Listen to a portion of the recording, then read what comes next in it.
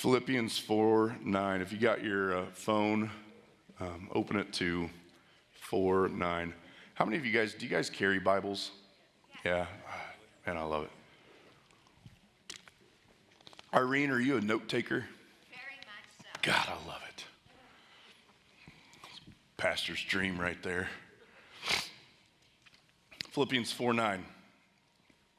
Like I said, I don't have an overly long message, but it's very, very important. It's very important, not just for this morning, but for the months to come. It's not just important for the months to come, but even the years to come. And I can't obviously explain all of that to you this morning. This has more to do with walking it out than it has to do with some amazingly powerful message that is just randomly going to change your Sunday morning because we'll wake up tomorrow and be different, right? Philippians 4:9, I'm going to read from two different versions, the ESV, and the Amplified. ESV says, "What you have learned and received and heard and seen in me, practice these things, and the God of peace will be with you." The Amplified version says it this way: "The things which you have learned and received and heard and seen in me, practice these things in daily life. And the God, who is the source of peace, will bring peace and well-being, will be with you. The things which you have learned and received and heard and seen in me, practice these things in daily life." It doesn't say on Wednesday nights and Sunday mornings. It says practice them daily. Practice them daily. And the God who is the source. I preached on peace at the beginning of December. We talked about situational peace and how God's peace is different than situational peace. And we like situational peace because we have the ability to control situational peace. And it is under our auspice, but God's peace works differently than our situational peace. That God is the source of that peace. Many of you know bits and pieces of my story just growing up. I grew up first part of my life in a little town called St. John, Kansas, till I was about 12. When I was 12 years old, I gave my life to the Lord, and I was baptized the same weekend, and it was at a youth camp. I didn't frequent a lot of youth camps growing up, but this one I did. It was in a place called Living Water Ranch in Manhattan, Kansas. If you've ever been there, it's absolutely gorgeous.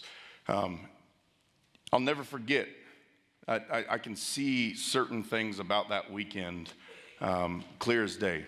It's almost eerie to I can see myself at the altar where I gave my life to the Lord.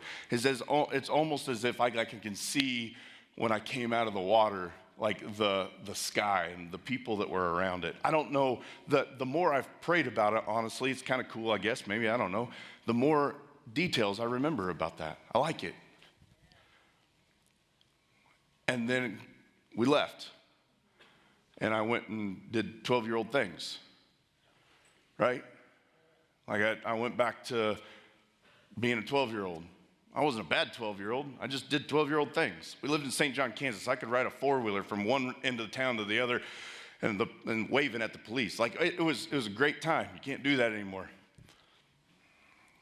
It's like you're the teenagers that go with us, right? Like you hear me talk about all the time how we go on these trips and how powerful these trips were, and you're like, I don't know that I believe you, Sean, because they came home. That's why I started taking video and pictures and whatnot, so you can see, hey, no, I'm not lying to you. It's actually a really powerful experience. Like if you ask some of the older teenagers, we talk about this every August, about just having this great encounter with God. And it's not that God wasn't there, and it's not that you didn't encounter him. It's just that sometimes we worship the encounter more than we do the actual presence of God daily. I'm just saying, I don't know about you, but many times, just like teenagers, we have a good time up here and have this great experience with God, but we worship too many times the altar call instead of him in our daily lives. From like 13 to 18, I grew up in this church. And we were significantly, if you haven't been around long, significantly more Pentecostal on our roots those days. We'd have like the 3-hour services, and those were short. We'd have people fall out. That's what, like, falling out is like Pentecostal lingo for altar calls and people falling down. You know what I never understood? And maybe someone has the ability to tell me this. Like, people would fall down, and then we'd have all these little, I should ask Annie. Is Annie here? Don't answer right now. You can tell me later. We'd have all these ladies, like, people just be falling down, and they'd have this piece of material that was, well, I think it was supposed to be a blanket, but it's not. It's not in its size. It's not in its thickness. It's like, why do we have the oversized rag? I've never, yeah, you got it. It was so weird, right? Like, we'd just be like, I don't know. Quentin probably has the ability to tell me. Annie probably has the ability to tell me. I'll never forget it, though. People just be falling out. We had rumors of like snake handling or people being thrown across the rooms. It's pretty intense time, right? To grow up in the church. Old Methodist over here is looking, or Mennonite over here is looking at me like, what are you talking about? Speaking in tongues was the least of your concerns on those Sundays. But I remember as I grew up, specifically as I graduated into and going into college was a really rough time in my life. Now, I had a lot of fun then, but it was a really rough time now. And I remember even being in those times struggling with these desires to live in a certain way, to do these bodily desires, these non-Christian habits. And yet I remember being like coming back for church and it was like, if I could just get that power. Like if I could just grab that power and bring it with me. If I could just, and it wasn't that I didn't believe God. It wasn't that I didn't serve God. It wasn't that I didn't want to be in a relationship with God. Is that I had all these other desires as well. Am I the only one in the room that has other desires as well at times? No. Heavens no. The desires of my heart were scrambled. I was being torn. And so many times I feel like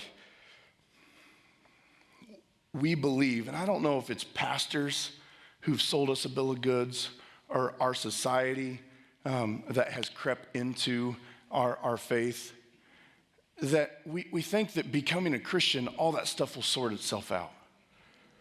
Like when we come down to the altar and we say the salvific prayer and we believe that Jesus is now living in our hearts, that everything is just going to be peaches and cream afterwards.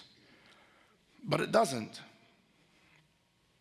Many times we also think like our faith works like a microwave. Like we would type in the minute and 40 seconds and we'd push start, and a minute and 40 seconds later, we're ready to rock. You can't microwave character. You can't microwave Christ likeness.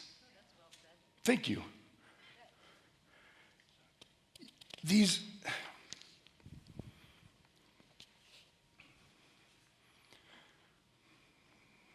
Many times we believe that change, if change doesn't happen immediately, then you're not a believer. Then your faith is wrong. Then you obviously didn't believe in the prayer. I've told this story many times, and I tell it again only because, like, it's current, relatively. I'll never forget someone looking at me saying, God's given you cancer because it's a battle that you need to face. Oh, yeah. But these are the things that your faith must not be right because you have cancer.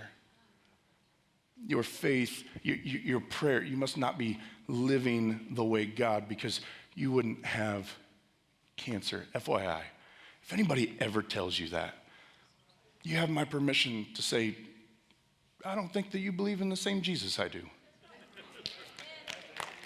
Jesus doesn't give people cancer. Yeah.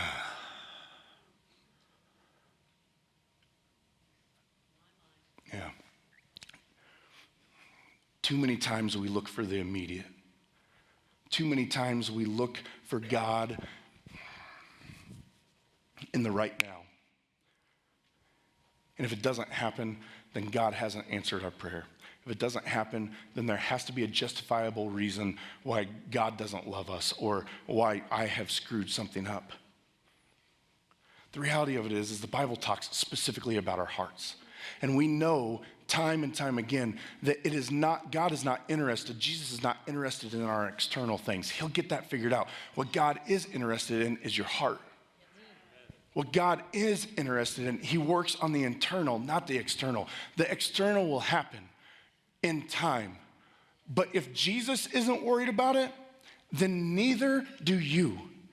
If Jesus isn't worried about it, then who cares what your friends say? If Jesus isn't worried about it, then who cares what your job says? What does Jesus say about your heart? Proverbs 4:23 says, above all else, guard your heart, for everything, not just part of the stuff, not just 90% of the stuff, but everything flows from it. Above all else, guard your heart, for everything flows from it. You see, David, the man after his own heart in Psalm 51, it says, create in me a clean heart or a pure heart, O God, and renew a steadfast spirit within me. 1 Samuel 16:7, this is an interesting one. It says, but the Lord said to Samuel, do not consider his appearance or his height, for I have rejected him. The Lord does not look at the things that people look at. People look at outward appearances, but the Lord looks at the heart. Proverbs 3:1-2 says, my son, do not forget my teaching, but keep my commandments in your heart, for they will prolong your life many years and bring you peace and prosperity. The fundamental, most important job as a Christian today is to guard your heart. The fundamental, most important job as a Christian is to guard your heart. And the way we do that is to be in consistent relationship with Jesus. Guys, this isn't a Sunday morning or a Wednesday night thing. But the peace that we talk about, the transformation that we talk about when we get up here, the love and the grace and the hope and the joy that Jesus has for each and every single one of us is not a Sunday morning thing. It is an everyday thing that God wants you to experience with him. Tomorrow morning when you wake up, you take a breath and say, thank you. Tomorrow morning when you get up, you take a breath and say, Jesus, be with me today. Jesus isn't asking for hours of your time. Jesus is asking for seconds. All you got to do is say Jesus. The beautiful thing is a second turns into 2. And 2 seconds turns into 2 minutes. And 2 minutes turns into 2 hours. You're like, man, I don't have 2 hours to pray. Martin Luther says, I'm too busy not to pray 3 hours. And you're like, no, you don't understand, Sean. You don't understand how busy I am. Put it to practice. There are things that we're rolling out in 2023. I'm getting ahead in my notes. I apologize.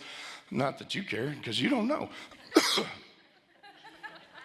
There are things that we are rolling out in 2023 that I will be honest with you, I am excited for.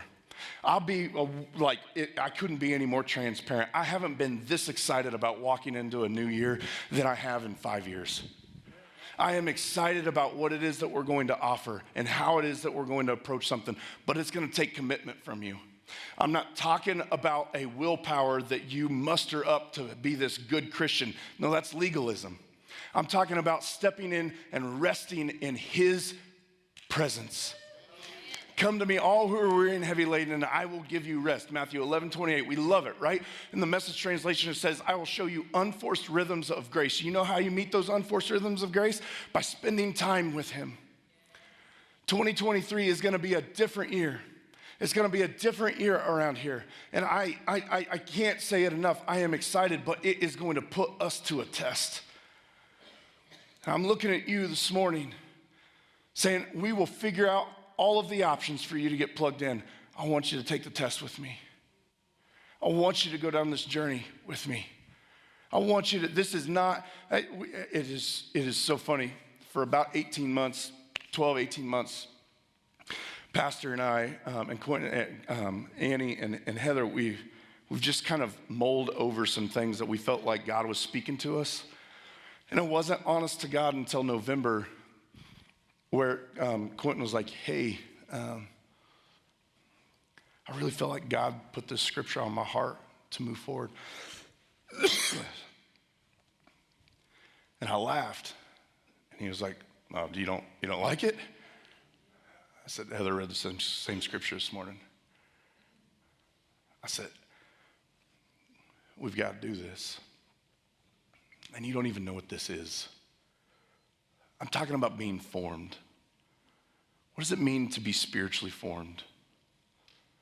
What does it mean to not be on a roller coaster of emotion with Jesus, but to be consistent with Jesus?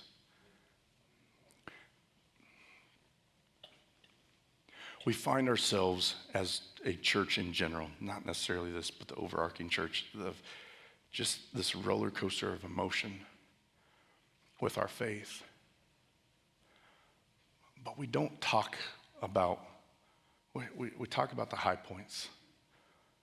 We don't talk about the low points. It's like, this is how you know society has crept into our faith more than what you guys want to believe. I got one example, it's like the perfect example. When I was growing up, and even since I've been in ministry, there's this idea that when you got to church, you wore your Sunday best.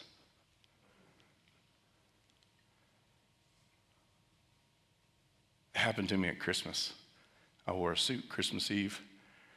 I had like 20 people. 20 people's an exaggeration, but we're going to go with it. Come to me like, you wore a suit? Yeah, as a matter of fact, I did. You look good in that suit. You should wear it more often. Come to any funeral and any wedding I do, and you'll see me in a suit all the time. Otherwise, I'm pretty happy in my cowboy boots and my jeans. But we had this idea that you had to wear your Sunday best. Doesn't matter how you treated your wife on the way to church, as long as you were wearing your three-piece suit, you were okay.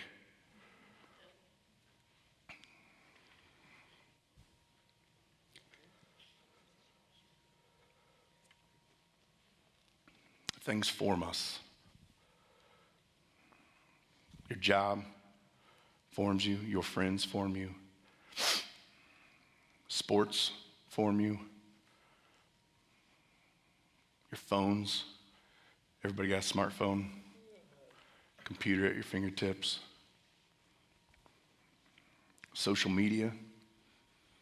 Social media forms you. How about politics? No, that doesn't form us at all. These things form you.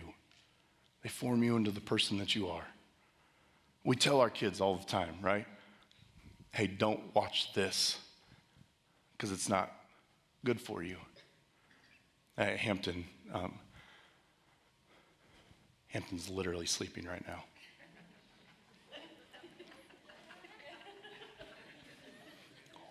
Shh.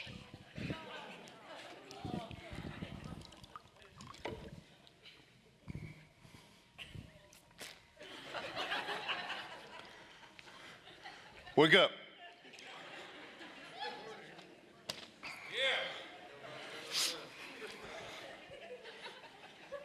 Stay up a little late now last night, Zane?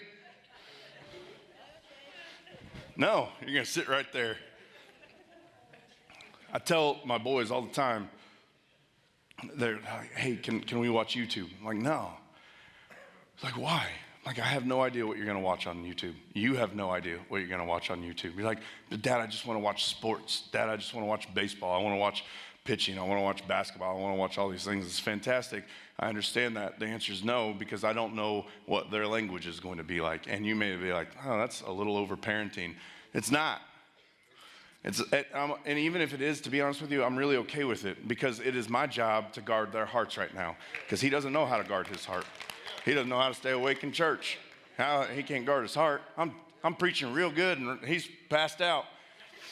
Welcome to the rest of your life, son. He doesn't know. He's like, Dad, I got some friends that are listening to a certain type of music. It's like, we grew up in a youth group that we would have all of these challenges to throw our secular music away. It's the dumbest thing ever when we were there.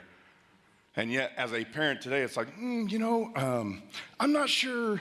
I love country music. It's the closest thing, to Christian music. It's not, but it's my justification. But there's some country music that I probably shouldn't have my boys listening to. These things matter. And if they matter for us as parents teaching our kids, then they matter for us as adults living. If it's not good for you, everything flows from the heart. And I'm talking about putting practices in place where Jesus is flowing from my heart, because at the end of the day, the bodily desires that I talked about earlier, the things that I struggled with, those are of me.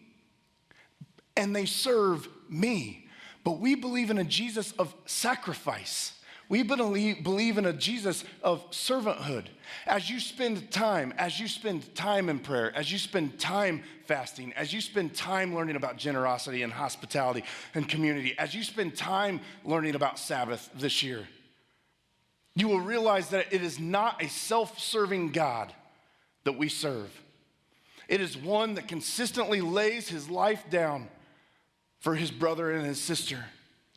I'll be honest with you, I have lived too much of my life, and I'm not saying I won't struggle with it. I'm not saying it won't be an issue ahead, because we are human, but I am sick and tired of living a life that is so self-serving and coming and standing before you on a Sunday morning saying, Jesus, Jesus, Jesus, give, give, give.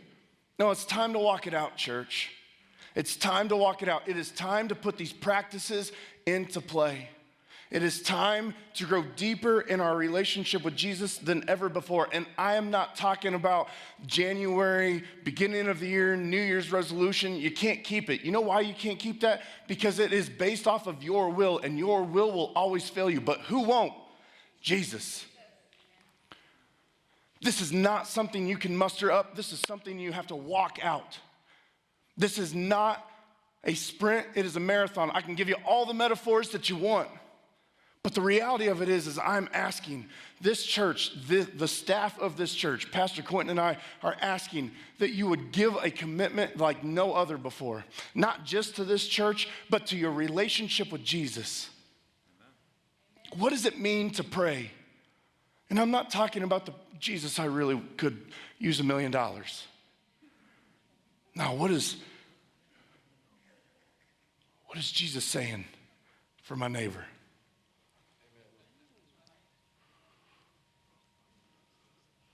I'm not talking about fasting because it's the new trendy Christian diet. And stop me when I lie. We have made Lent more about how much weight we can lose than about how much God we can put in our hearts.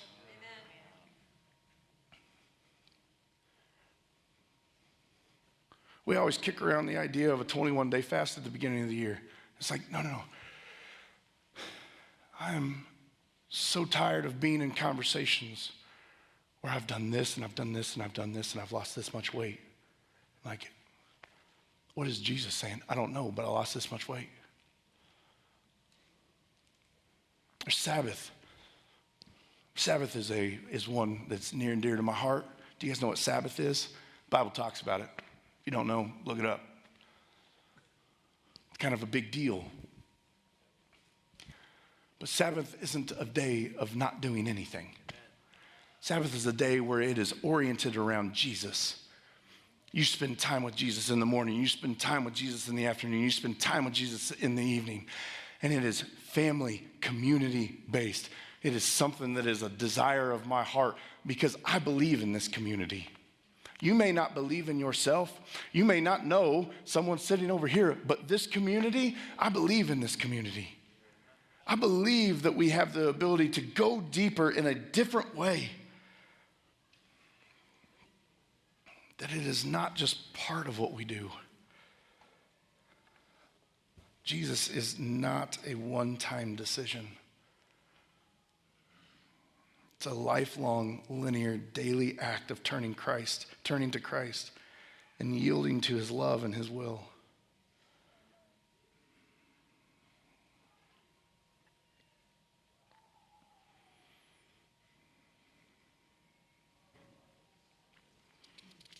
Back in November, Pastor talked about how the last 30 years, he felt like he was given the word to prepare the way. That this church was a place where we would prepare a way for people to learn and grow, to discover, develop, deploy, to step in and learn the unconditional love of God. And he has done that faithfully. This church has done that faithfully since Eve Fenton gave that word. We talked about it in November for the celebration service. If you weren't here, you can go back and look at it. It's November 20th. But one of the things that Pastor said was that he felt like our hearts were changing from preparing a way to practicing a way. It's not that the preparation goes away. We believe in creating atmospheres, or doing our best to create atmospheres where people have the ability to discover, develop, and deploy. People have the ability to feel at home and feel welcomed. People have the ability to experience the unconditional love of God. Those things are staples in this house, and that won't ever change. But he said, I feel like the Lord is sending us a new message, and that is to practice the way of Jesus. And so over the course of the next couple of months, over the course of this next year, we're going to offer things that we've never offered before. We're going to talk about things in ways that we've never talked about them before. And I'm asking that you'd be a part of that. Starting Wednesdays, we're talking about a book called Celebrations of Discipline. And talks about inward disciplines and outward disciplines. And I need you to understand that over the course of this year, we're going to use the word discipline a lot. I'm not asking you worship the discipline. I'm asking you worship the Jesus in the discipline. I'm not asking that you worship prayer. I'm asking that you worship the one who you're praying to.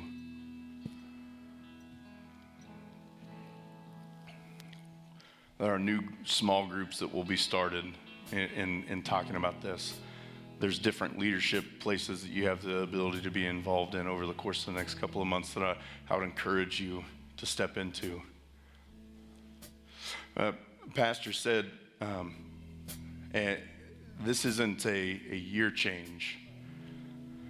From preparing the way to practicing the way, this is a generational change. This is what we're stepping into. This isn't a short-term goal that you become a better Christian by the end of 2023 by doing these disciplines. This is a way of life. I'm asking that you step into a way of life. You're like, well, I thought I was living this way of life. I'm asking that you go deeper. I'm asking that you show up on Wednesday nights. I'm asking not just to have butts in the seats, but to learn and grow. And honest to God, not just in the content that's being taught, but in the community that we are.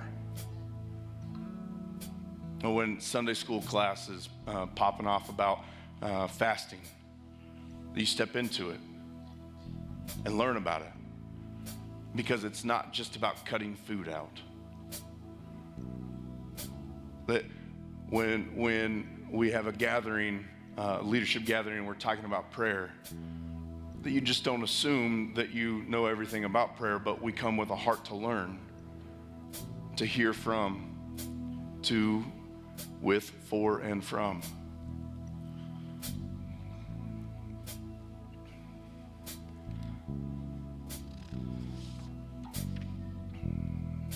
things which you have learned and have received and heard and seen in me.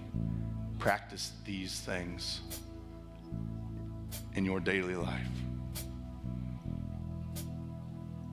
And the God who is the source of peace and well-being will be with you. Put these to practice. Put these to practice. If you don't know what these are, we'll help you out. But I need to see you.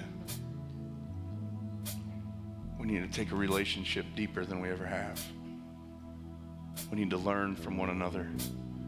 You have the ability to teach me as much as I have the ability to teach you. Let me learn. Let us learn together. And let us put these things into practice.